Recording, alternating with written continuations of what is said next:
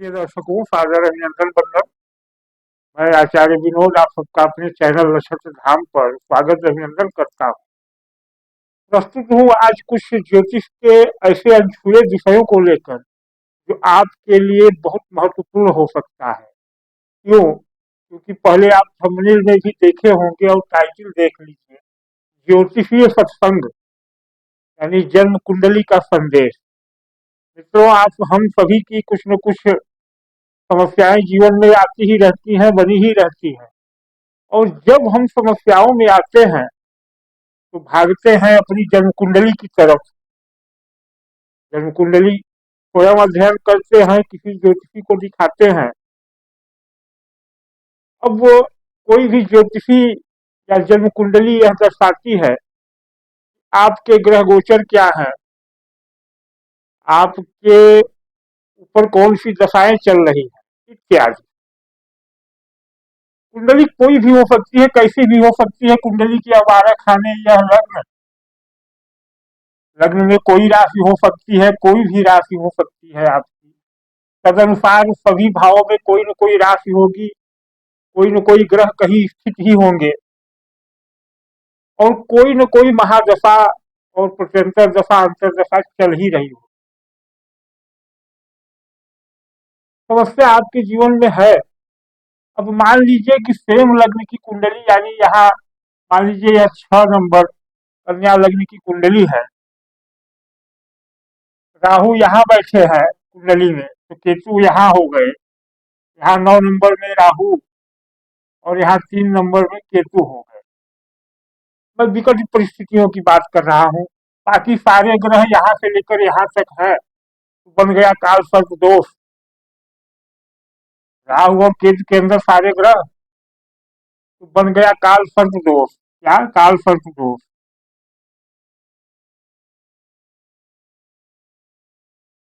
अब जैसे ही आप समस्या में आएंगे, किसी ज्योतिष के पास जाएंगे तो पहला ही बताएगा कि काल सर्प दोष है। चलिए ठीक है, हम थोड़ा सा इसी पर चर्चा करते हैं। काल सर्प दोष पर नहीं, कुंडली पर। क्योंकि आज हम ज्योतिष का एक सत्संग कर रहे हैं, एक ऐसा सीक्रेट बताना चाहते हैं। अब मान लीजिए कि आपका जन्म 1973 में मई में 2 मई हुआ था, 3:30 पर दोपहर। अब आपकी कुंडली ऐसी है कि इसमें काल सर्प दोष बना है। सारे ग्रह राहु केतु के अंदर है, चतुर्थ भाव में राहु है। तो यह चतुर्थ भाव का राहु बताएगा शंखपाल काल सर्प। शंखपाल। अब ज्योतिषी तुरंत यही बताएगा कि शंखपाल काल सर्प दोष है, बहुत आप परेशान है, यह वजह है। लेकिन ध्यान देने की बात जो है मित्रों, 1973 2 मई 3:30 पर करोड़ों लोगों का जन्म हुआ होगा, लाखों लोगों का तो हुआ ही होगा। अब ग्रह स्थितियां तो सबकी कुंडली में ऐसी होंगी, तो क्या सभी ऐसे ही परेशान होंगे? और अगर परेशान है तो फिर क्या उपाय है? और उपाय है तो क्या उस उपाय से सब ठीक हो जाएगा? और अगर ठीक हो जाएगा तो वह उपाय क्या है? मुद्दा यह है कि अब उपाय क्या है। अब हम आपके समक्ष एक बात करना चाहेंगे जो अभी तक किसी ने नहीं की हो। हमें इन चीजों को जानने के लिए कि क्या हमारे ही जीवन में समस्या है या सबके जीवन में है, जो भी इस समय जन्म लिए हैं। समस्या है तो उपाय क्या है? तो हमें पहले ज्योतिष को समझना होगा कि ज्योतिष क्या है। शब्द ज्योतिष। अब ज्योतिष की बात अगर हम करें तो ज्योतिष शब्द में दो चीजें आती हैं। क्या? ध्यान से देखें। ज्योति,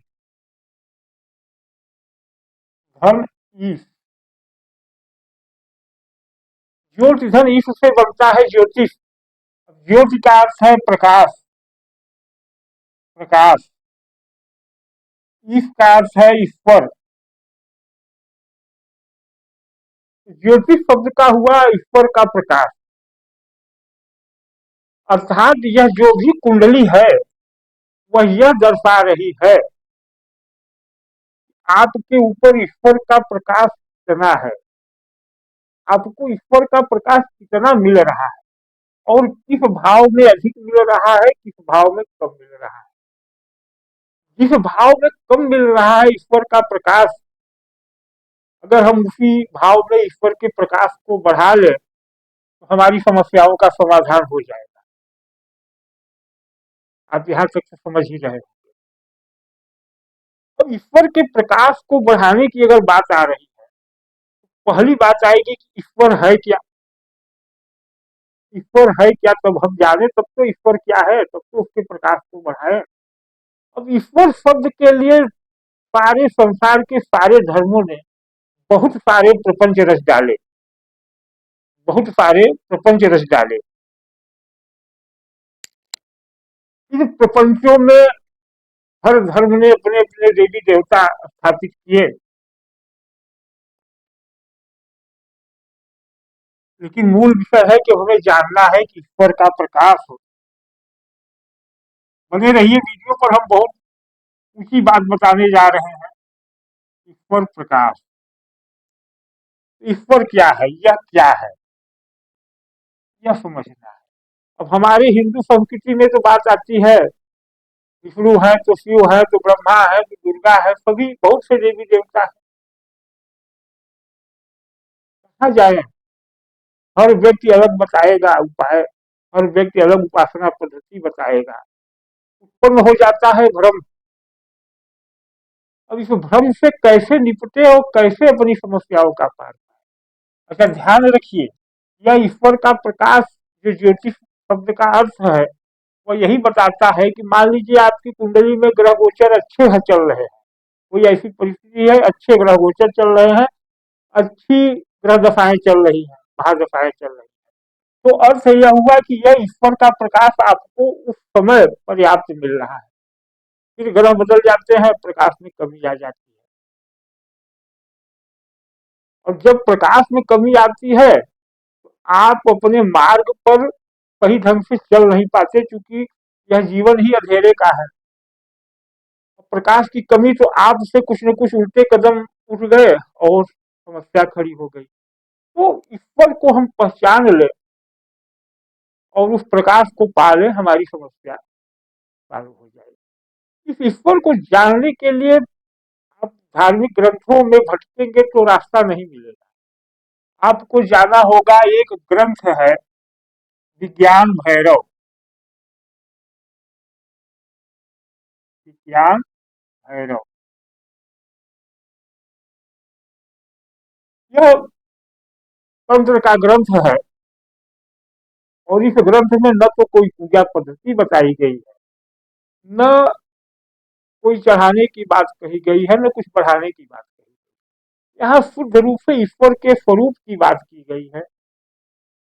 इस विज्ञान भैरव में माँ पार्वती और शिव का संवाद है। पार्वती शिव से पूछती है कि आप यानी ईश्वर का स्वरूप क्या है।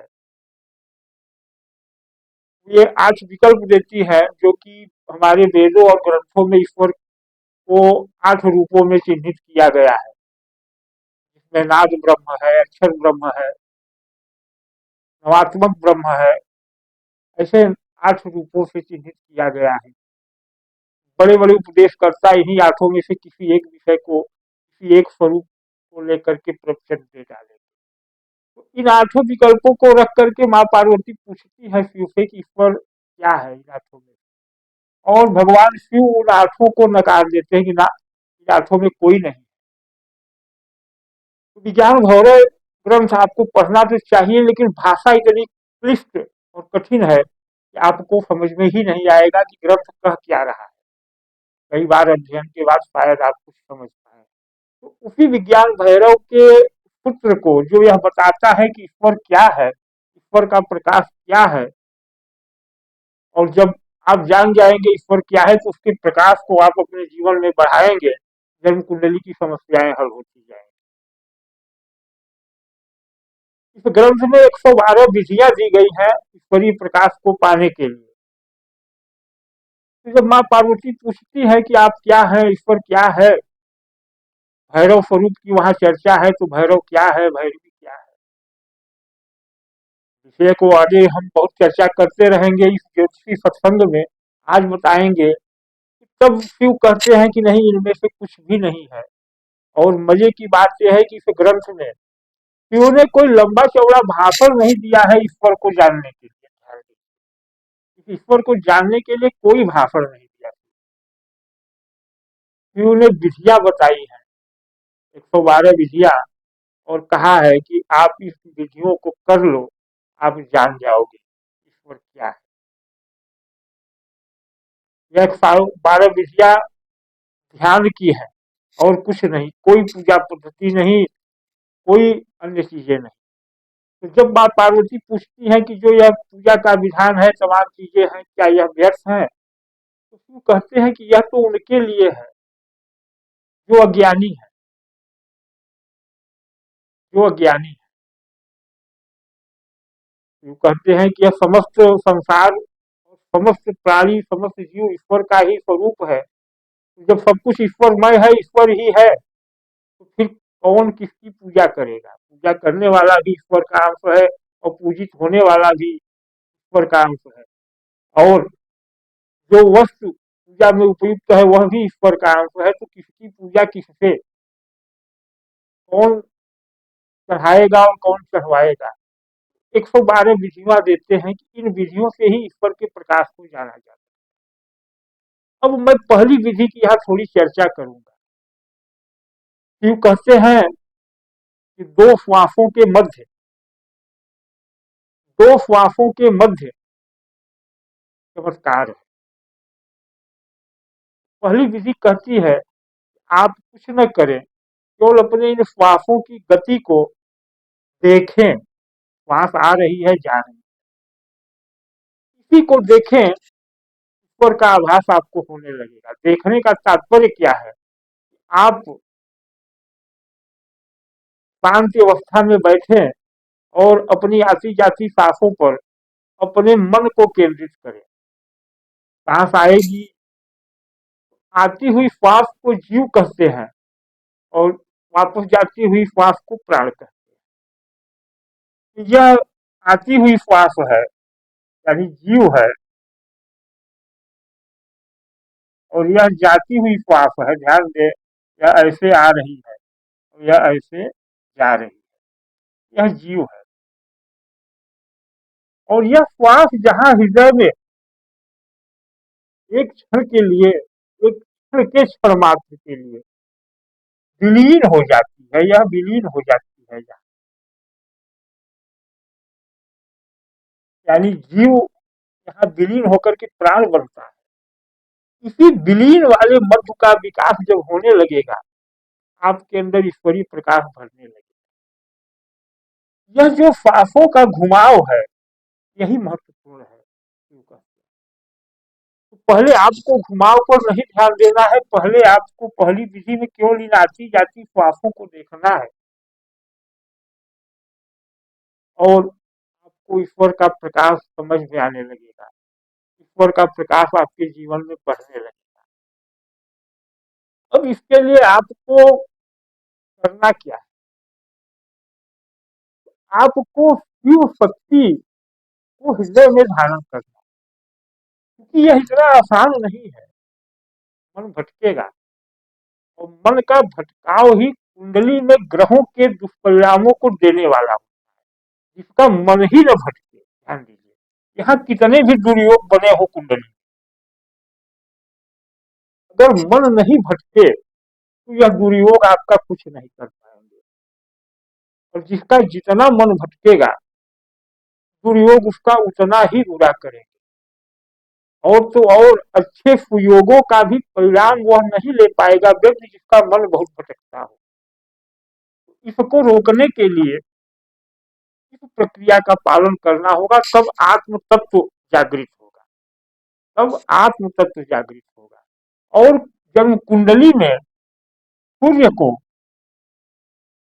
सूर्य को आत्मा कहा जाता है, और जिसकी कुंडली में सूर्य कमजोर हो तो कह दिया जाता है कि यह व्यक्ति का आत्मबल कमजोर होगा। अब आत्मबल बढ़ाने का तरीका बहुत कुछ लोग बताएंगे, लेकिन सबसे आसान और सरल तरीका यह है, आपको आत्म तत्व का विकास करना है। इस मार्ग पर चलने के लिए आप हमारे साथ जुड़े। हमने आज बोर्ड की व्यवस्था की है, आगे से बोर्ड की व्यवस्था नहीं रहेगी। हम क्रियाओं को दिखाएंगे, और जब क्रियाओं को दिखाएंगे तो आपको समझ में आएगा। इस तरह से इन क्रियाओं को करने के लिए आपको चाहिए एक साधन तो चाहिए, वह शिव शक्ति का यह यंत्र, यह शिव शक्ति का यंत्र, क्योंकि यह हृदय स्थान पर है और श्वासों का घुमाव यही होना है।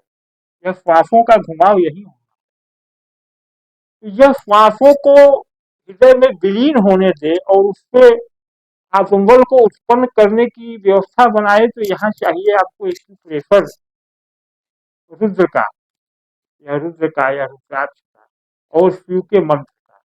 शिव का प्रणव मंत्र ही यह प्रक्रिया है जो श्वास आती है और चली जाती है, जीव आता है, प्राण बन करके निकलता है। उस प्रक्रिया को करने में आसानी हो, आपका मन न भ्रमित हो, उसके लिए चाहिए यह यंत्र को लेकर के आप हमारे साथ बैठे। प्रणव की 112 विधियों में कोई न कोई विधि इसमें होगी जो आपके जीवन को बदल देगी। क्यों? क्योंकि बात ज्योतिष की तो है ही। विज्ञान भैरव शुद्ध विज्ञान है जो आपके बदलने की बात करता है, जबकि हम आप सभी दूसरों को बदलने की बात करते हैं। कुंडली में ग्रह स्थितियां हैं, हम ग्रह स्थितियों के बदलने का इंतजार करते हैं, हम उनको बदलने का प्रयास करते हैं, उन ग्रह स्थितियों के प्रभावों का। स्वयं बदलने का कोई प्रयास नहीं करते, और जब तक स्वयं को नहीं बदलेंगे कुछ नहीं होने वाला है। तो स्वयं को बदलने के लिए आइए हमारे साथ और लग जाइए इन विधियों को करने के लिए। परिणाम आपको एक दिन में तो नहीं मिलेगा, लेकिन एक दिन अवश्य मिलेगा, और उस एक दिन तक आपको डटे रहना है। विकल्प आपके पास है ही नहीं। तो धन्यवाद, नमस्कार। चैनल पर नए हो तो सब्सक्राइब कर लें, वीडियो को लाइक और शेयर करके आगे बढ़ाएं। बहुत अनमोल ज्ञान लेकर के मैं आ रहा हूँ।